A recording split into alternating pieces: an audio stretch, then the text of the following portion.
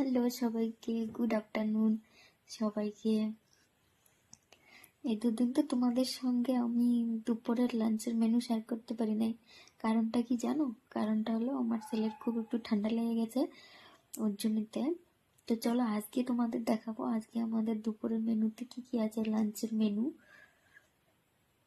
তো চলো দেখাই। এখন তো ছেলেকে খাইয়ে ঘুম পাড়াইলাম, এখন যাবো আমি খাইতে।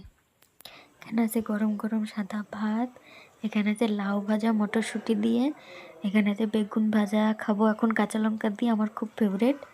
এখানে আছে টক ডাল টমেটো দিয়ে, এখানে আছে মাছ, তেলাপিয়া মাছ রান্না করছি ওটা শস্য বাটা রাঁধুনি দিয়ে, এখানে আছে কাঁচকলা ডাল, কাঁচকলা সিদ্ধ ডাল মিক্স করে বড়া করে আলু দিয়ে তরকারি করা হয়েছে। খুব ভাল লাগে খেতে, খুব টেস্টি। দেখো আজকে লাঞ্চের মেনু একটু কি বাস, কে কে খাবার চলে আসো।